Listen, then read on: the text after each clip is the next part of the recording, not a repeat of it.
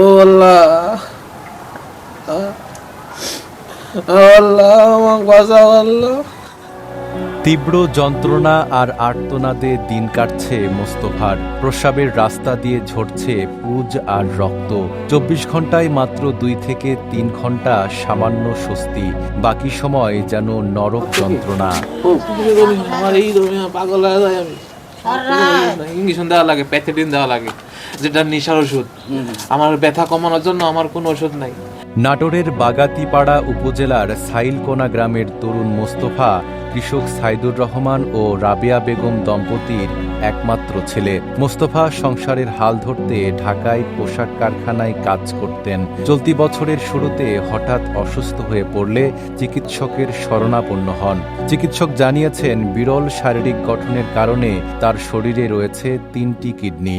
Pethidine দেওয়া লাগে, pethidine দিলে আমি অজ্ঞান হয়ে যাই, ঘুম হয়ে যায়। এই ইঞ্জেকশন বেশি করলেও আমার কিডনির সমস্যা, আমার শরীরের সমস্যা, আমি নেশাগ্রস্ত হয়ে যাবো। সেই কারণে ডাক্তার ওই ডাক্তার আমাকে ইঞ্জেকশন দেয় না। পরিবারের অভিযোগ, অস্ত্রোপচারের সময় ক্ষতিগ্রস্ত কিডনির কিছু অংশ শরীরে রয়ে গেছে। 2 দফা অস্ত্রোপচার হলেও সংক্রমণ ছড়িয়ে পড়ে। চিকিৎসা ব্যয় মেটাতে গিয়ে পরিবারটি আজ সর্বশান্ত। আমরা প্রচুর টাকা পয়সা ফুরাইছি, আমরা আর কিছু করতে পারছি না। আমার টাকা পয়সা সব শেষ, আমার আর বাঁচার উপায় নেই। আমার ছেলেকে বাঁচাবো কি করি? আমার ছেলেকে পাসপোর্ট করে আসা হয়েছে, আমার ছেলের এখন ইন্ডিয়া যাওয়ার কোনো আর ব্যবস্থা নাই। আপনারা একটু সাহায্য করেন, আপনার কাছে অনুরোধ। আমার একটাই ছেলে, আমার ছেলের একটা 6 বছরের একটা বাচ্চা আছে। আমার ছেলের জন্য আপনারা একটু দয়া করেন। আপনারা যদি দয়া না করেন, আমার ছেলেকে আমরা বাঁচাতে আর পারবো না। RICL TMX, যুগের পর যুগ স্থাপনা থাকে মজবুত। মোস্তফার শরীরে সিউডোমোনাস নামের ব্যাকটেরিয়ার সংক্রমণ শনাক্ত হয়েছে। অধিকাংশ ঔষধই আর কাজ করছে না। সকলের সহযোগিতা পেলে উন্নত চিকিৎসার জন্য বিদেশে নেওয়ার কথা জানান মোস্তফার স্ত্রী। আমার স্বামী খুব অসুস্থ, আমার স্বামী কিডনি রোগের সমস্যা। প্রায় হচ্ছে যে 12 লাখ টাকার মতো খরচ হয়েছে। এখন আর অর্থ সম্পদ আমাদের কিছুই নেই, বাড়ি ভিটারিটা বিক্রি করে সব শেষ। এখন এমন অবস্থা আমাদের যে বাইরে এই দেশের চিকিৎসার নাই। ডাক্তাররা বলছে এদেশের কোনো চিকিৎসা হবে না, আপনারা বাইরে নিয়ে যান। তো এখন আর যে পরিস্থিতি আমাদের, এখন আর বাইরে নিয়ে যাওয়ার আমাদের কোনো অর্থ সম্পদ কিছুই নাই। এখন মোস্তফার চিৎকারে প্রতিবেশীরাও রাতে ঘুমাতে পারেন না। চিৎকার সহ্য করতে না পেরে তারাও কান্না করে। চিকর করতেছে, আমরাও কান্নাকান্নি করি, ওর সাথে আমরা সহ্য করতে পারিনি।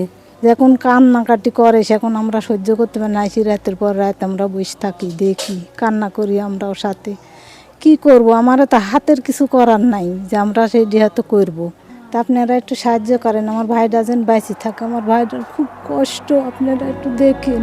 এদিকে এলাকাবাসীর সহায়তায় ইতোমধ্যে মোস্তফার পাসপোর্ট করা হয়েছে। তবে বিদেশে চিকিৎসার জন্য প্রয়োজন বড় অঙ্কের অর্থ। তার পিতা একজন কৃষক, সে তার সামান্য পৈতৃক জমি এবং বসত ভিটা পর্যন্ত তার ছেলে চিকিৎসার জন্য বিক্রি করেছে। এমতো অবস্থায় সমাজের যারা বিত্তবান আছেন তাদের যদি আপনাদের মানবিক দিক থেকে তাদের পরিবারের প্রতি চিকিৎসার জন্য সহযোগিতা প্রদান করেন, তাহলে হয়তো ছেলেটার প্রাণ রক্ষা হয়। পরিবারের ভবিষ্যৎ গড়ার স্বপ্ন দেখা তরুণ মোস্তফা আজ জীবন বাঁচানোর লড়াইয়ে। সবার সহযোগিতা পেলে হয়তো আবার জীবন ফিরে পেতে পারেন তিনি। নাইম আরাবী, ঢাকা পোস্ট।